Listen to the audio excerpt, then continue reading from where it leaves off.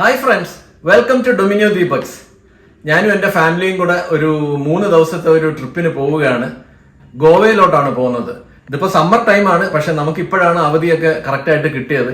അപ്പോൾ ഒരു 3 ദിവസത്തെ യാത്രയാണ്. നമ്മളുടെ കൂടെ നമ്മൾ നേരത്തെ എറണാകുളം ബോൾഗാട്ടിയിലൊക്കെ പോയ സമയത്ത് ഉണ്ടായിരുന്ന നമ്മുടെ ഫ്രണ്ട്സ് ഉണ്ടല്ലോ, ശ്രീജിത്ത് സാർ ആൻഡ് ഫാമിലി ഉണ്ട്, അതുപോലെ രോഹിത് ഫാമിലി ഉണ്ട്, പിന്നെ ഞങ്ങളുടെ കസിൻ ജയബാബു ആൻഡ് ഫാമിലി ഉണ്ട്. പിന്നെ ഇത് കൂടാതെ പുതിയ ഒരു ഫാമിലിയും കൂടെ ഞാൻ പരിചയപ്പെടുത്തുന്നതായിരിക്കും, സുധീർ ഏട്ടൻ ആൻഡ് ഫാമിലി. ഇപ്പം ഞങ്ങൾ 5 ഫാമിലിയും കൂടെ ചേർന്നിട്ടാണ് ഗോവയ്ക്ക് പോകുന്നത്. ഇപ്പം രാത്രി 9:30 12 മണിക്കാണ് flight. Trivandrum to Bangalore to Goa. അപ്പം ഒരുപിടി നല്ല വീഡിയോസുമായിട്ട് ഞാൻ ഗോവൻ കാഴ്ചകൾ കാണിച്ചു തരുന്നതായിരിക്കും. അപ്പൊ അങ്ങനെ നമ്മളുടെ ഗോവൻ ട്രിപ്പ് ഇവിടെ ആരംഭിക്കുകയാണ് കേട്ടോ. ഞങ്ങൾ 9:30 തന്നെ ഇറങ്ങണമെന്ന് വിചാരിച്ചാണ്, പക്ഷേ കുറച്ച് ഡിലേ വന്നു. ഇപ്പം മണി 10 കഴിഞ്ഞു. കുഴപ്പമില്ല, നമുക്ക് 12 മണി കഴിഞ്ഞിട്ടേ ഉള്ളൂ ഫ്ലൈറ്റ്, അതുകൊണ്ട് വലിയ ധൃതി പിടിക്കേണ്ട കാര്യമില്ല. അപ്പം ഞങ്ങൾ 2 ക്യാബിലായിട്ടാണ് എയർപോർട്ടിലോട്ട് പോകുന്നത്. രാത്രി ആയതുകൊണ്ട് വലിയ ട്രാഫിക് ഒന്നുമില്ല കേട്ടോ. അപ്പം അങ്ങനെ നമ്മൾ എയർപോർട്ട് ടെർമിനൽ 1, അതായത് നമ്മുടെ ഡൊമസ്റ്റിക് എയർപോർട്ട്, ട്രിവാൻഡ്രം ഡൊമസ്റ്റിക് എയർപോർട്ടിലോട്ട് എത്തി. ഇതൊരു കൊച്ചു എയർപോർട്ടാണ്, കണ്ടില്ലേ. പണ്ട് ഈ എയർപോർട്ട് മാത്രമേ ഉണ്ടായിരുന്നുള്ളൂ, ഒരു ചെറിയൊരു എയർപോർട്ടാണ്. അപ്പോൾ എല്ലാവരും ടിക്കറ്റൊക്കെ ഇങ്ങനെ ചെക്ക് ചെയ്തുകൊണ്ട് നിൽക്കുകയാണ്. അപ്പോൾ നമുക്കിനി എയർപോർട്ടിൻ്റെ ഉള്ളിലോട്ട് പോവാം. അപ്പോൾ ചെക്ക് ഇൻ പ്രൊസീജിയർ എല്ലാം കഴിഞ്ഞതിന് ശേഷം ഞങ്ങളിങ്ങനെ എത്തിക്കഴിഞ്ഞു. ചെക്ക് ഇൻ ഏരിയയിലൊന്നും അവിടെ വീഡിയോ എനിക്ക് ഷൂട്ട് ചെയ്യാൻ സാധിച്ചില്ല. കംപ്ലീറ്റ് ബാഗേജ് കാര്യങ്ങൾ, അതായത് ക്യാബിൻ ബാഗ് കംപ്ലീറ്റ് അവർ വലിച്ച് പുറത്തിട്ട് ചെക്ക് ചെയ്തു. എൻ്റെ കയ്യിൽ കുറേ ഗാഡ്ജറ്റ്സ് ഉണ്ടായിരുന്നു, അതുകൊണ്ട് അവർ കംപ്ലീറ്റ് ഐറ്റംസും ചെക്ക് ചെയ്തിട്ടുണ്ടായിരുന്നു. കുറച്ച് ടൈം അവിടെ എടുത്തായിരുന്നു, പക്ഷേ നമുക്ക് ഇനിയും കുറച്ച് ടൈമും കൂടെ ഉണ്ട്. അപ്പോൾ ഇവിടെ കുറച്ച് പുതിയ ഷോപ്സൊക്കെ വന്നിട്ടുണ്ട് കേട്ടോ. നേരത്തെ നമ്മുടെ ഡൊമസ്റ്റിക് എയർപോർട്ടിൽ ഒന്നുമില്ലായിരുന്നു. ഇപ്പോൾ പക്ഷേ കുറച്ച് ഷോപ്സും കുറച്ച് ഔട്ട്ലെറ്റ്സ് ഒക്കെ വന്നിട്ടുണ്ട്. അപ്പോൾ എല്ലാവരും ഇങ്ങനെ ഫ്ലൈറ്റിന് വേണ്ടി വെയിറ്റ് ചെയ്തിരിക്കുകയാണ്. അപ്പോൾ ഞങ്ങൾ ഡിന്നറൊക്കെ കഴിച്ചിട്ടാണ് ഇറങ്ങിയത്. എല്ലാവരും വീട്ടിൽ നിന്ന് ഡിന്നറൊക്കെ കഴിച്ചിട്ടാണ് ഇറങ്ങിയത്. എന്നാലും ഞങ്ങൾ ഇവിടുന്ന് ഒരു ഫ്രഞ്ച് ഫ്രൈസ് വാങ്ങിച്ചു. കുഴപ്പമില്ല, അത്യാവശ്യം നല്ല ഫ്രഞ്ച് ഫ്രൈസ് ആയിരുന്നു. പിന്നെ റേറ്റ്സ് നിങ്ങൾക്ക് അറിയാമല്ലോ, എയർപോർട്ടിലെ റേറ്റ്സ് നല്ല കത്തിയാണ്. അപ്പോൾ നമ്മുടെ ഫ്ലൈറ്റ് അനൗൺസ് ചെയ്ത് കഴിഞ്ഞു. ഗേറ്റ് 4 നിന്നാണ് നമ്മളുടെ എൻട്രി. അപ്പോൾ നമുക്കിനി ഫ്ലൈറ്റിലേക്ക് കയറാം.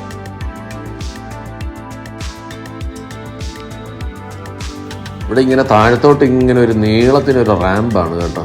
എയറോ ബ്രിഡ്ജ് ഒന്നും കണക്ട് ചെയ്യാത്തത് കൊണ്ട് നമുക്ക് അവരുടെ എയർ ഇന്ത്യയുടെ ബസ്സിലാണ് ഫ്ലൈറ്റിൻ്റെ അടുത്തോട്ട് കൊണ്ടുപോകുന്നത്. എനിക്ക് തോന്നുന്നു ഇവിടുത്തെ ഇൻ്റർനാഷണൽ എയർപോർട്ടിൽ മാത്രമേ ഉള്ളൂ എയറോ ബ്രിഡ്ജ് കണക്ട് ചെയ്യുന്നത്. നമുക്ക് പോകാനുള്ള ഫ്ലൈറ്റ് ഇവിടെ കിടപ്പുണ്ട് കണ്ടോ. ബോയിങ് 737 ആണ് നമുക്ക് ഇവിടുന്ന് Trivandrum to Bangalore. Air India എക്സ്പ്രസിൻ്റെ ബോയിങ് 737. എയർ ഇന്ത്യ എക്സ്പ്രസിൻ്റെ അത്ര വലിയൊരു ഫ്ലൈറ്റ് അല്ല നമ്മൾ ഈ ട്രാവൽ ചെയ്യുന്നത്. ഇത് ഡൊമസ്റ്റിക്കിൽ പോകുന്ന ഒരു ഫ്ലൈറ്റ് അല്ലേ, അപ്പോൾ അതുകൊണ്ട് തന്നെ അത്ര വലിയൊരു ഫ്ലൈറ്റ് അല്ല ഇത്. അപ്പം ഞങ്ങളെല്ലാവരും ഞങ്ങളുടെ സീറ്റുകളിൽ, അലോട്ടഡ് സീറ്റുകളിൽ ഇരുന്ന് കഴിഞ്ഞു. ഇത് രോഹിത്തും ശ്രീജിത്ത് സാറും ശല്യ മാഡവും ഒക്കെ അവിടെ ഇരിപ്പുണ്ട്. ഇത് 3x3 പാറ്റേണിലാണ് ഇതിൻ്റെ സീറ്റിംഗ് അറേഞ്ച്മെൻറ്റ് വരുന്നത്. ലെഗ് സ്പേസിൻ്റെ കാര്യം ചോദിക്കുകയാണെന്നുണ്ടെങ്കിൽ അങ്ങനെ ഓവർ ലെഗ് സ്പേസ് ഉള്ളതായിട്ട് എനിക്ക് തോന്നുന്നില്ല. കുറച്ച് കൺജഷൻ വരും, കുറച്ച് നീളമുള്ള ആൾക്കാർ ഇരിക്കുവാണെങ്കിൽ. പിന്നെ ട്രേ ടേബിളൊക്കെ നോർമലായിട്ടുള്ള ട്രേ ടേബിളാണ്. അപ്പോൾ നമ്മളുടെ ഫ്ലൈറ്റ് എടുക്കാൻ ടൈമായി കേട്ടോ. അപ്പോൾ അവരുടെ റുട്ടീനായിട്ടുള്ള സേഫ്റ്റി ഇൻസ്ട്രക്ഷൻസും മറ്റു ഗൈഡ് ലൈൻസും ഒക്കെ അവർ പറഞ്ഞു. Dear guests, we are delighted to welcome you on board Delta Express flight IX797 from Thiruvananthapuram to Bangalore. അപ്പോൾ അവരുടെ routine പ്രൊസീജിയറായ safety guide lines air hostess ഇങ്ങനെ ഡെമോൺസ്ട്രേറ്റ് ചെയ്തുകൊണ്ടിരിക്കുകയാണ്.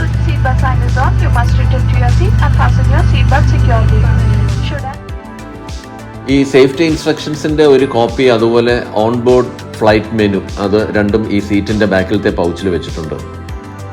അപ്പോൾ എന്തൊക്കെ ഫുഡാണ് ഈ ഫ്ലൈറ്റിൽ നിന്ന് ലഭിക്കുന്നതെന്നുള്ള കംപ്ലീറ്റ് ഡീറ്റെയിൽസ് ഈ മെനുവിൽ നോക്കിയാൽ നമുക്ക് അറിയാൻ സാധിക്കും. അതിൻ്റെ റേറ്റ്സും കാര്യങ്ങളും എല്ലാം ഉണ്ട്. നമുക്കിതൊന്നുകിൽ ക്യാഷ് അല്ലെങ്കിൽ കാർഡ് കൊടുത്തിട്ട് പർച്ചേസ് ചെയ്യാൻ സാധിക്കും. അപ്പോൾ സേഫ്റ്റി ഇൻസ്ട്രക്ഷൻസും മറ്റു പ്രൊസീജിയേഴ്സും എല്ലാം കഴിഞ്ഞ് നമ്മളിതേ ടേക്ക് ഓഫ് ചെയ്യുകയാണ്. ഫ്ലൈറ്റ് അങ്ങനെ മൂവ് ചെയ്ത് തുടങ്ങി. ഈ വിൻഡോ പെയിൻസ് അത്ര ഒരു ക്ലാരിറ്റി ഇല്ല കേട്ടോ, എന്തോ അഴുക്ക് പിടിച്ചിരിപ്പുണ്ട്. പിന്നെ രാത്രിയും കൂടെ ആയത് കാരണം നൈറ്റ് മോഡിൽ ഷൂട്ട് ചെയ്യുന്നതുകൊണ്ട് എത്രത്തോളം ക്ലാരിറ്റി ഉണ്ടെന്ന് അറിയത്തില്ല. അപ്പോൾ അതേ അങ്ങനെ നമ്മൾ ട്രിവാൻഡ്രത്ത് നിന്ന് പറന്നുയരുകയാണ്. പാതിരാത്രിയിൽ ട്രിവാൻഡ്രം സിറ്റിയുടെ ഏരിയൽ വ്യൂ കണ്ടോ. ഇതൊരു 1 hour ജേർണി ആണെങ്കിലും എയർ ഹോസ്റ്റസ് എല്ലാ ആൾക്കാർക്കും മിനറൽ വാട്ടറും അതുപോലെ ചോദിക്കുന്നവർക്ക് ലൈറ്റ് റിഫ്രഷ്മെന്റ്സ് ഒക്കെ കൊടുക്കുന്നുണ്ടായിരുന്നു.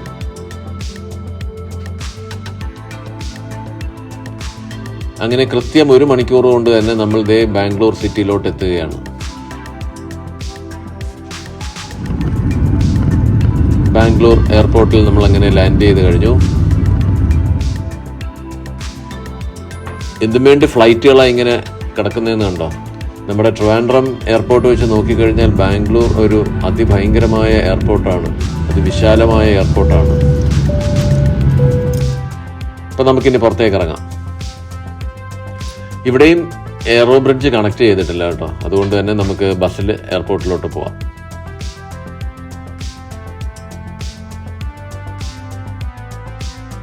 അപ്പം ഇതാണ് നമ്മളുടെ സുധീർ ഏട്ടൻ. സുധീർ ഏട്ടനെ പല ആൾക്കാർക്കും അറിയായിരിക്കും. നമ്മുടെ ട്രിവാൻഡ്രത്ത് പാപ്പനംകോടുള്ള വൈറ്റ് ഡാമർ ഹോട്ടലിന്റെ ഓണറാണ്. അങ്ങനെ ഇതേ നമ്മൾ ബാംഗ്ലൂർ എയർപോർട്ടിന്റെ ഉള്ളിലേക്ക് പ്രവേശിച്ചു. കയറുമ്പോൾ തന്നെ നമുക്ക് മനസ്സിലാവും എന്ത് വിശാലമായ എയർപോർട്ടാന്ന് നോക്കിയേ.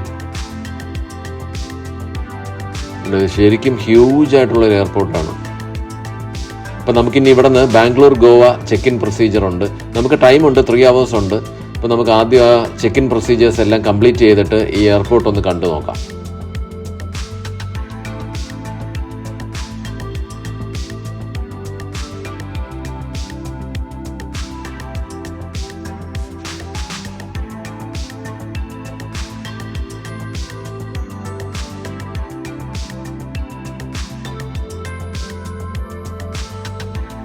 എൻ്റെ ചെക്ക് ഇൻ പ്രൊസീജിയേഴ്സൊക്കെ കംപ്ലീറ്റ് ചെയ്തു. ഷികയും ശ്വേതയും അവരുടെ പ്രൊസീജിയേഴ്സും കംപ്ലീറ്റ് ചെയ്തിട്ട് ഗേറ്റ് പാസ് കാണിച്ചിട്ട് ദേ വരികയാണ് കേട്ടോ.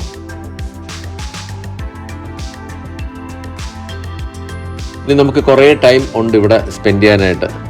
അപ്പം നമുക്ക് ഈ എയർപോർട്ട് കംപ്ലീറ്റ് ഒന്ന് നടന്ന് കണ്ടു നോക്കാം.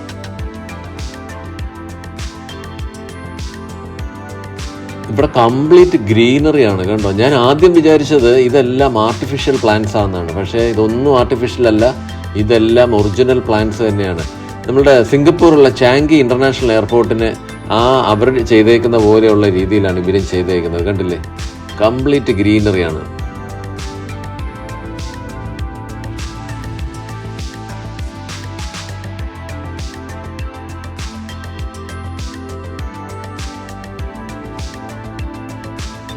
ഇവിടുന്ന് ഒരുപാട് ഡൊമസ്റ്റിക് അതുപോലെ ഇന്റർനാഷണൽ ഫ്ലൈറ്റ്സ് ഓപ്പറേറ്റ് ചെയ്യുന്നുണ്ട് ഈ ബാംഗ്ലൂർ എയർപോർട്ടിൽ നിന്നും. അതുകൊണ്ട് തന്നെയാണ് ഇത്രയും വലിയ എയർപോർട്ടും ഇത്രയും ഫെസിലിറ്റീസും ഈ എയർപോർട്ടിലുള്ളത്.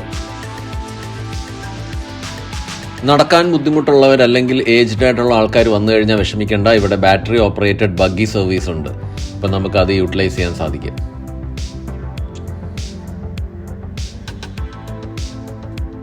ഇപ്പം നമ്മളുടെ ഗേറ്റിലോട്ട് പോകുന്ന വഴി തന്നെയാണിത്. ഈ 2 സൈഡിലും നമ്മൾ മോളുകളിലൊക്കെ പോകുമ്പോൾ കാണുന്ന പോലെയുള്ള നിറയെ ഔട്ട്ലെറ്റ്സ് ആണ്. കണ്ടില്ലേ, എന്ത് നീറ്റാണെന്ന് നോക്കിയ എയർപോർട്ട്. ഇതിവിടുത്തെ എയർപോർട്ടിലെ ലോഞ്ചാണ് കേട്ടോ. അപ്പം നിങ്ങളുടെ കാർഡിന് ലോഞ്ച് ആക്സസ് ഉണ്ടെന്നുണ്ടെങ്കിൽ ഡെഫിനറ്റ് ആയിട്ട് നിങ്ങൾ ബാംഗ്ലൂർ എയർപോർട്ടിലെ ലോഞ്ച് ഫെസിലിറ്റി യൂസ് ചെയ്യണം. അടിപൊളിയാണെന്നാണ് ശ്രീജിത്ത് സാറും രോഹിത്തും പറഞ്ഞത്. അവരത് യൂട്ടിലൈസ് ചെയ്തു. ഞാനൊരു ഓട്ട് ടൈം ആയതുകൊണ്ട് തന്നെ ഇത്തവണ ഞാൻ ലോഞ്ച് ആക്സസ് യൂട്ടിലൈസ് ചെയ്തിട്ടില്ല. ഇവിടെ നിറയെ ഔട്ട്ലെറ്റ്സ് ആണ് കണ്ടോ. നമുക്കിവിടെ ഇങ്ങനെ ഔട്ട്ലെറ്റ്സ് ഒക്കെ എന്തൊക്കെയാണ് ഉള്ളതെന്ന് ഇങ്ങനെ ജസ്റ്റ് ഒന്ന് നടന്നു നോക്കാം.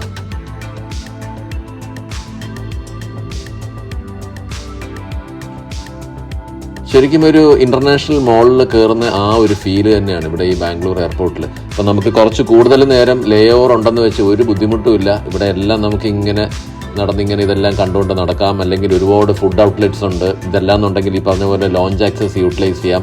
ഈ മേളിൽ കാണുന്ന കംപ്ലീറ്റ് ലോഞ്ചാണ് കേട്ടോ. കുറച്ചധികം ടൈം ഉണ്ടായിരുന്നത് കൊണ്ട് തന്നെ ഞാൻ ഈ എയർപോർട്ട് കംപ്ലീറ്റ് അങ്ങ് നടന്ന് കണ്ടു കേട്ടോ. അപ്പോൾ ഇപ്പം നമ്മളുടെ ഫ്ലൈറ്റിൻ്റെ ടൈം ആയി കഴിഞ്ഞു. ഗേറ്റ് നമ്പർ 10 നിന്നാണ് നമുക്ക് ഫ്ലൈറ്റ് ബോർഡ് ചെയ്യേണ്ടത്. അപ്പോൾ ഇവിടെ എയറോ ബ്രിഡ്ജ് കണക്ട് ചെയ്തിട്ടുണ്ട്. നമുക്ക് പോകാനുള്ള ഫ്ലൈറ്റാണ് ഈ കിടക്കുന്നത്. എയർബസിൻ്റെ A320 ആ ഫ്ലൈറ്റാണ് നമ്മൾ ഈ ട്രാവൽ ചെയ്യുന്നത് ബാംഗ്ലൂർ ടു ഗോവ. അപ്പോൾ അത് ഇവിടെ ഫ്യൂലൊക്കെ ഫില്ല് ചെയ്തുകൊണ്ടിരിക്കുകയാണ്. അത്യാവശ്യം നല്ല ക്യൂ ഉണ്ട് കേട്ടോ. ഇത് ഒരു ഹോളിഡേ ടൈം ആയതുകൊണ്ടായിരിക്കാം ഗോവയിലേക്ക് ഉള്ള ഈ ഫ്ലൈറ്റ് ഫുള്ളാണെന്നാണ് എനിക്ക് തോന്നുന്നത്. അപ്പം നമ്മളങ്ങനെ എയറോ ബ്രിഡ്ജിൽ കൂടെ ഫ്ലൈറ്റിലോട്ട് എൻ്റർ ചെയ്യുകയാണ്. ഇത് അത്യാവശ്യം നമ്മൾ ട്രിവാൻഡ്രത്ത് നിന്ന് കണ്ട പോലത്തെ ഫ്ലൈറ്റ് അല്ല, കുറച്ചുകൂടെ പുതിയ ഫ്ലൈറ്റാണ്. അപ്പോൾ എനിക്ക് ലക്കിലി എമർജൻസി വിൻഡോയുടെ അടുത്തുള്ള ആ സീറ്റാണ് കിട്ടിയത്. അതുകൊണ്ട് തന്നെ നല്ല ലെഗ് സ്പേസ് ആണ്. എനിക്കും ശ്വേതയ്ക്കും എമർജൻസി എക്സിറ്റിലുള്ള ആ സീറ്റാണ് കിട്ടിയത്. അപ്പോൾ നമ്മുടെ ഫ്ലൈറ്റ് അങ്ങനെ പുഷ് ബാക്ക് ചെയ്യുകയാണ്. അപ്പം നമ്മൾ ഇനി ബാംഗ്ലൂരിൽ നിന്നും ഗോവയിലേക്കുള്ള ടേക്ക് ഓഫ് ആണ്.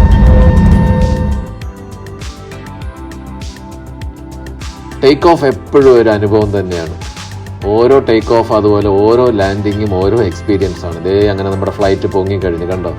ആ പൊങ്ങുന്ന ടൈമിലുള്ള ആ ഒരു ഫീൽ എന്ന് പറഞ്ഞ ഒരു വല്ലാത്തൊരു ഫീല് തന്നെയാണ്.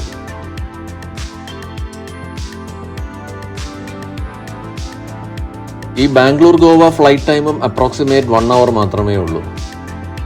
അപ്പം ഞാനൊന്ന് ചെറുതായിട്ടൊന്ന് മയങ്ങി എണീറ്റപ്പോഴത്തേക്ക് തന്നെ നമ്മൾ ദേ ഗോവയിലേക്ക് എത്തുകയാണ്. കണ്ടോ, നമ്മളങ്ങനെ ലാൻഡ് ചെയ്ത് കഴിഞ്ഞു. നല്ലൊരു ഷെയ്ക്കോട് കൂടിയാണ് ലാൻഡ് ചെയ്തത്. Welcome to Goa. നമ്മൾ കയറി വരുമ്പോൾ തന്നെ ഇവിടെ ഇങ്ങനെ ഹോർഡിങ്സ് ഒക്കെ വെച്ചിട്ടുണ്ട്.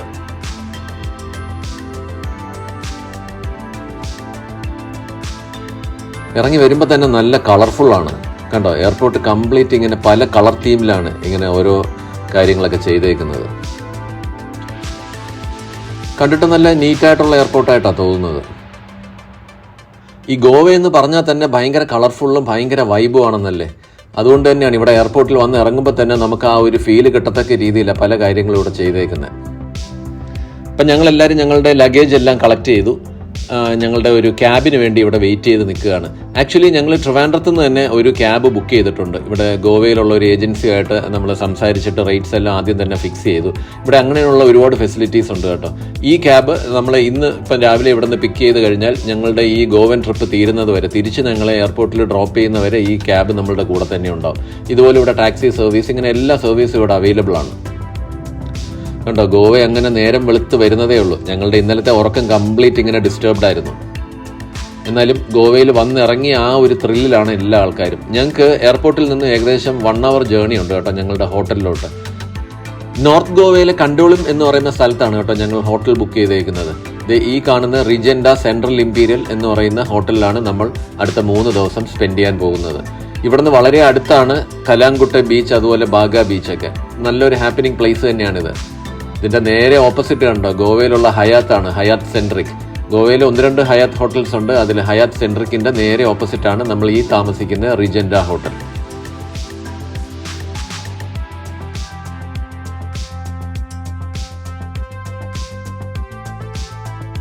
ഞങ്ങൾ എല്ലാവർക്കും കൂടെ ബൾക്ക് ബുക്കിംഗ് ആണ് ഇവിടെ ചെയ്തേക്കുന്നത്. അപ്പോൾ അതുകൊണ്ട് തന്നെ ചെക്ക് ഇൻ പ്രൊസീജിയർ കുറച്ച് ടൈം എടുക്കും. എല്ലാ ആൾക്കാരും ഇങ്ങനെ ഉറക്കം തൂങ്ങിയൊക്കെ ഇരിക്കുകയാണ്. അപ്പം ഞങ്ങൾ കുറച്ച് നേരം ചെക്ക് ഇൻ ചെയ്ത് കഴിഞ്ഞിട്ട് കുറച്ച് നേരം റെസ്റ്റ് ചെയ്തതിന് ശേഷം മാത്രമേ ഞങ്ങൾ ഇന്ന് പുറത്തേക്ക് ഇറങ്ങുന്നുള്ളൂ. എന്നാലേ നമുക്ക് ആ ഒരു ഫ്രഷ്നെസ് കിട്ടുള്ളൂ.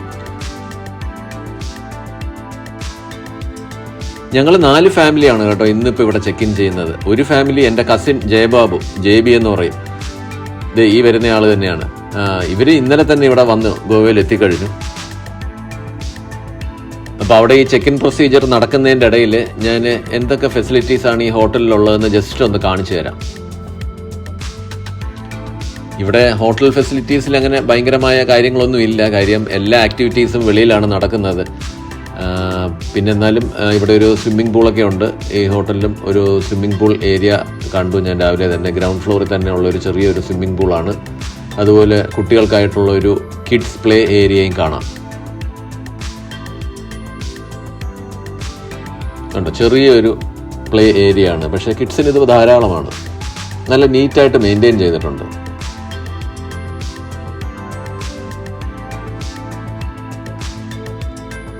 ഒരുപാട് ഡെപ്ത് ഒന്നും ഉള്ള പൂളല്ല. മാക്സിമം ഡെപ്ത് ഇവിടെ കാണിച്ചേക്കുന്നത് 4 feet ആണ്. അപ്പോൾ അതുകൊണ്ട് തന്നെ എല്ലാ ആൾക്കാർക്കും സേഫായിട്ട് ഇറങ്ങി ഈ പൂള് യൂസ് ചെയ്യാം. കിഡ്സിന് വേണ്ടിയിട്ടുള്ള ഒരു ചെറിയ പൂളും അവൈലബിൾ ആണ്. പിന്നെ ഞാൻ ഇങ്ങോട്ട് വന്നപ്പോഴത്തേക്ക് ഇവിടെ ഒരു ഗെയിം സോൺ എന്നും പറഞ്ഞിട്ട് ഒരു ഏരിയ കണ്ടു. അവിടെ കുറച്ച് ഇൻഡോർ ഗെയിംസ് അങ്ങനെയുള്ള ആക്ടിവിറ്റീസിനുള്ള ഫെസിലിറ്റിയൊക്കെ ഉണ്ട്.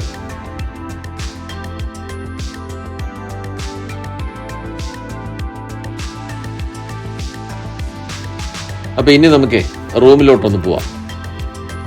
ശ്വേത നേരത്തെ തന്നെ റൂമിലോട്ട് പോയി കഴിഞ്ഞ് ശ്വേതയ്ക്ക് ഫ്ലൈറ്റിൽ വെച്ച് നല്ല ചെവി വേദനയായിരുന്നു. ഫ്ലൈറ്റ് ലാൻഡ് ചെയ്യുന്ന ടൈമിൽ ചില ആൾക്കാർക്ക് ഉണ്ടാവാറുണ്ടല്ലോ, അതുപോലെ നല്ല ചെവിക്ക് നല്ല വേദനയായിട്ടാണ് റൂമിലോട്ട് പോയേക്കുന്നത്. അപ്പോൾ എനിക്ക് റൂം ടൂർ കറക്റ്റായിട്ട് കാണിക്കാൻ പറ്റുമെന്ന് അറിയത്തില്ല, എന്നാലും എന്നെക്കൊണ്ട് പറ്റുന്ന രീതിയിൽ കാണിക്കാം.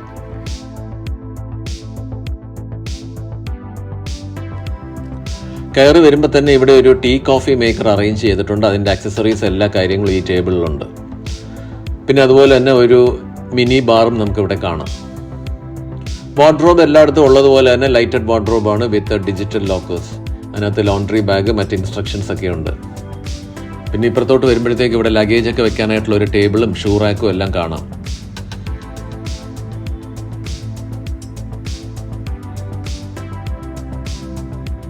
ഇവിടെ ഒരു ചെറിയൊരു വർക്ക് സ്പേസ് ഉണ്ട്. അപ്പോൾ എനിക്ക് വീഡിയോ ഒക്കെ ഇവിടെ ഇരുന്ന് അത്യാവശ്യം എഡിറ്റ് ചെയ്യാനൊക്കെ സാധിക്കും. ഞങ്ങൾ വന്ന ഉടനെ എനിക്ക് ഈ ബെഡ് ഷൂട്ട് ചെയ്യാൻ പറ്റിയില്ല. ഞാൻ പറഞ്ഞല്ലോ, ശ്വേതയ്ക്ക് ചെവി വയ്യാതെ വന്നത് കാരണം അപ്പം തന്നെ കയറി കിടന്നു. അന്ന് പിന്നെ ഞാൻ ഷൂട്ട് ചെയ്തില്ല. ഞാനിപ്പോൾ നെക്സ്റ്റ് ഡേ ജസ്റ്റ് ഒന്ന് ഞാനും ശിഖയും കൂടെ ഒന്ന് അറേഞ്ച് ചെയ്തിട്ടാണ് ഇപ്പോൾ ഈ ബെഡ് കാണിക്കുന്നത്. അഡീഷണൽ തേർഡ് പേഴ്സൺ ഉള്ളത് കൊണ്ട് തന്നെ നമുക്ക് എക്സ്ട്രാ ബെഡ് തന്നിട്ടുണ്ട്. ബാത്റൂമും കൂടെ ഒന്ന് കണ്ടേക്കാം. അത്യാവശ്യം നീറ്റായിട്ടുള്ളൊരു ബാത്റൂം തന്നെയാണ്. ഇതിനകത്തുള്ള ഫെസിലിറ്റീസ് എന്തൊക്കെയാണെന്ന് നമുക്കൊന്ന് കാണാം. ബേസിക് ആയിട്ടുള്ള അമ്യൂണിറ്റീസ് എല്ലാം ഇതിനകത്ത് അവൈലബിൾ ആണ്.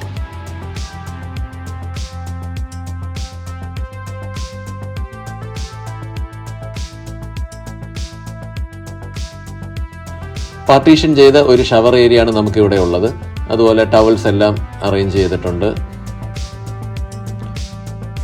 ഈ റൂമിനൊരു ബാൽക്കണിയും കൂടെ ഉണ്ട്. നമുക്ക് അതും കൂടെ ഒന്ന് കണ്ടു നോക്കാം. കണ്ടോ, ഇതാണ് ബാൽക്കണി. സൺറൈസ് നമുക്ക് ഇവിടെ ബാൽക്കണിയിൽ നിന്ന് കഴിഞ്ഞാൽ കറക്റ്റായിട്ട് കാണാൻ സാധിക്കും.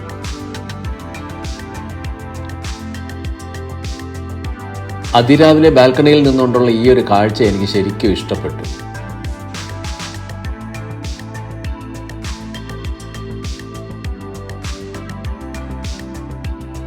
അപ്പൊ എങ്ങനെയുണ്ടായിരുന്നു നമ്മളുടെ ഗോവൻ സീരീസിന്റെ പാർട്ട് 1? ഈ വീഡിയോ ഞാൻ ആക്ച്വലി ഇവിടെ കൊണ്ട് സ്റ്റോപ്പ് ചെയ്യുകയാണ് കേട്ടോ, അല്ലെങ്കിൽ വീഡിയോ ഭയങ്കര ലെങ്തി ആയി പോകും. അപ്പൊ നമുക്ക് ഓരോ പാർട്ടായിട്ട് നമുക്ക് ഈ ഗോവൻ കാഴ്ചകൾ കാണാം. ഇന്നിപ്പോ ഞങ്ങൾ വീട്ടിൽ നിന്ന് ഇറങ്ങി ബാംഗ്ലൂർ വന്ന്, ബാംഗ്ലൂരിൽ നിന്നും നെക്സ്റ്റ് ഫ്ലൈറ്റ് എടുത്തിട്ട് ഗോവയിൽ വന്ന് ഹോട്ടലിൽ ചെക്ക് ഇൻ ചെയ്യുന്നവരെയുള്ള കാഴ്ചകളാണ് ഈ വീഡിയോയിലൂടെ ഞാൻ നിങ്ങളിലോട്ട് എത്തിച്ചത്. അപ്പൊ ഈ വീഡിയോ നിങ്ങൾക്ക് എല്ലാവർക്കും വളരെയധികം ഇഷ്ടപ്പെട്ട് കാണുമെന്ന് വിചാരിക്കുന്നു. ഇതിന്റെ മറ്റ് പാർട്ടുകളും നിങ്ങൾ ഉറപ്പായിട്ടും കണ്ട് ഞങ്ങളെ സപ്പോർട്ട് ചെയ്യുക.